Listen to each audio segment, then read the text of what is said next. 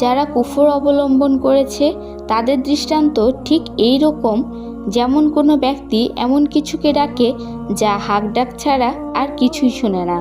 তারা বধির, মূর্খ, অন্ধ, সুতরাং তারা কিছুই বুঝে না।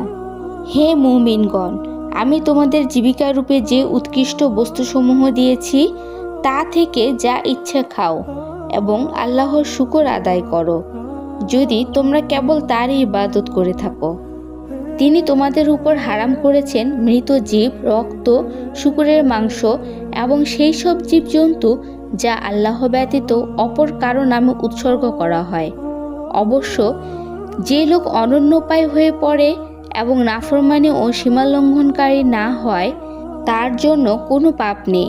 নিঃসন্দেহে আল্লাহ মহান ক্ষমাশীল, অত্যন্ত দয়ালু।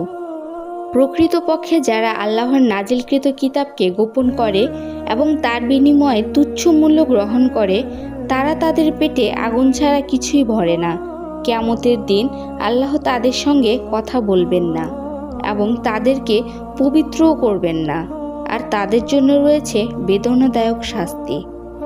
এরাই তারা যারা হিদায়াতের পরিবর্তে গোমরাহি এবং মাগফিরাতের পরিবর্তে আযাব ক্রয় করে নিয়েছে।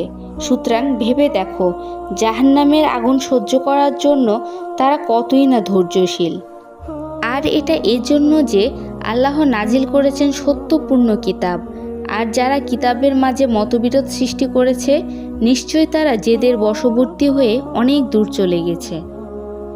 সৎকর্ম শুধু এই নয় যে পূর্ব কিংবা পশ্চিম দিকে মুখ করবে, বরং বড় সৎ কাজ হলো এই যে ঈমান আনবে আল্লাহর উপর, কিয়ামত দিবসের উপর, ফেরেশতাদের উপর এবং সমস্ত নবী রাসূলগণদের উপর, আর সম্পদ ব্যয় করবে তারই মহব্বতে, আত্মীয় স্বজন, এতিম, মিসকিন, মুসাফির, ভিক্ষুক ও মুক্তিকামী কৃতদাসদের জন্য। আর যারা নামাজ প্রতিষ্ঠা করে, যাকাত দান করে এবং যারা কৃতপ্রতিজ্ঞা সম্পাদনকারী এবং অভাবে, রোগ শোকে ও যুদ্ধের সময় ধৈর্য ধারণকারী, তারাই হলো সত্যাশ্রয়ী আর তারাই পরহেজগার। হে ঈমানদারগণ, তোমাদের প্রতি নিহতদের ব্যাপারে কেসাস গ্রহণ করার বিধিবদ্ধ করা হয়েছে। স্বাধীন ব্যক্তি স্বাধীন ব্যক্তির বদলায়, দাস দাসের বদলায় এবং নারী নারীর বদলায়। অতঃপর তার ভাইয়ের তরফ থেকে যদি কাউকে কিছুটা মাফ করে দেওয়া হয় তবে প্রচলিত নিয়ম অনুসরণ করবে এবং ভালোভাবে তাকে তা প্রদান করতে হবে।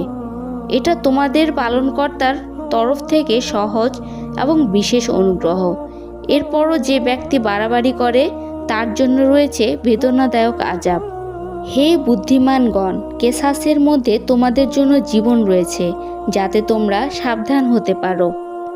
তোমাদের উপর ফরজ করা হয়েছে যে তোমাদের মধ্যে কেউ যদি অর্থ সম্পদ রেখে যায় তবে যখন তার মৃত্যুক্ষণ উপস্থিত হবে তখন নিজ পিতামাতা ও আত্মীয় স্বজনের পক্ষে ন্যায়সঙ্গতভাবে ওসিয়ত করবে। এটা মুত্তাকিদের অবশ্য কর্তব্য। যদি কেউ ওসিয়ত শোনার পর তাতে কোনো রকম পরিবর্তন সাধন করে তবে যারা পরিবর্তন করে তাদের উপরে এর পাপ পতিত হবে।